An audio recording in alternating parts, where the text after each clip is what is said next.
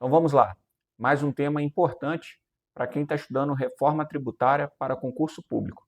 Vamos de reforma tributária nas 7 fontes. Então vamos lá. O que a emenda constitucional 132, a reforma tributária, nos trouxe? Um assunto extremamente importante que com certeza estará sendo cobrado nos próximos concursos. Então a lei complementar, ela disporá sobre o regime de compensação. Vamos explicar à frente. Podendo estabelecer hipóteses em que o aproveitamento do crédito ficará condicionado à verificação do efetivo recolhimento do imposto. Incidente sobre a operação com bens materiais ou imateriais, inclusive direitos, ou com serviços, desde que... Então, aqui ele está falando do regime de compensação, ele está falando do condicionamento do aproveitamento do crédito desse regime de compensação, tá certo? Então, nós vamos ver mais à frente.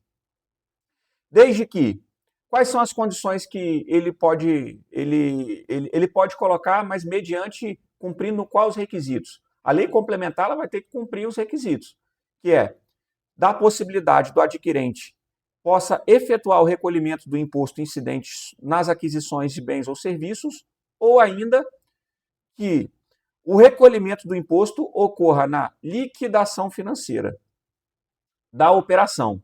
Então, vamos ver isso com mais detalhes à frente. Então, aqui eu vou relembrar o que é o regime de compensação para quem tem dúvida. Nada mais é do que o regime de débitos e crédito. Então, vamos supor aqui que uma indústria que venda, por exemplo, caixa d'água, tá certo? Ela faça uma operação onde ela venda uma operação por R$1.000.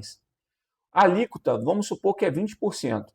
Quanto que vai ser o recolhimento da indústria nessa operação? R$200 de IBS. Então tá aqui, ó, R$200, que é 20% de 1.200. E aí o atacadista, ele recebeu esse produto. Então, ó, o IBS da operação anterior 200, com uma nota fiscal destacada lá os 200. E ele vende essa mercadoria por 1.500. Qual o valor do IBS? 20%. Vai dar R$300.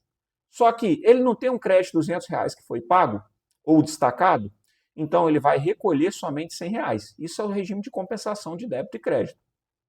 O que ocorre?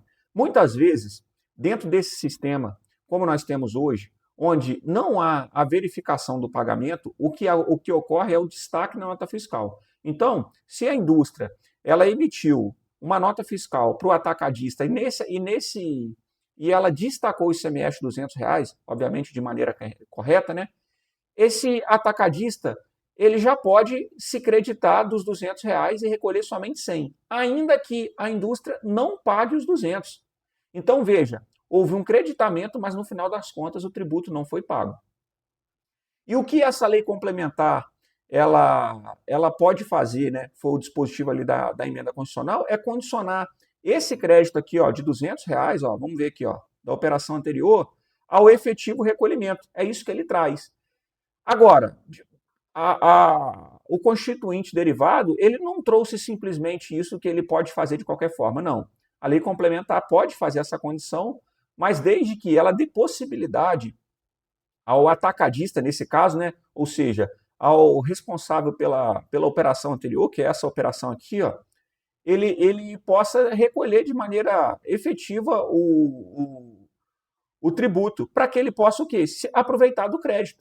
Então, vamos olhar aqui através do nosso mapa. Então, o crédito fica condicionado ao efetivo recolhimento, mas desde que o contribuinte, né, o adquirente, ele possa efetuar esse recolhimento, tá certo? Então, ele vai lá, pega uma guia de pagamento, né, e ele paga os 200, nesse caso aqui, vamos ver o caso anterior. Nesse caso aqui, ele pagaria R$800 para a indústria e R$200 ele pagaria numa guia de recolhimento para a fazenda, né? Ou então o recolhimento ocorra na liquidação financeira. Olha aqui, ó. O que é isso aqui? Isso é o split payment. Nada mais é que ele vai ocorrer de maneira automática. Então, quando você for fazer o Pix lá, né, no caso o atacadista fez o Pix de R$1.000, automaticamente o sistema financeiro, o sistema bancário, ele pega R$200 e recolha para a fazenda e os outros 800 ele vai repassar à indústria. Então, isso aqui é o split payment automático, ou seja, ele é feito durante a operação.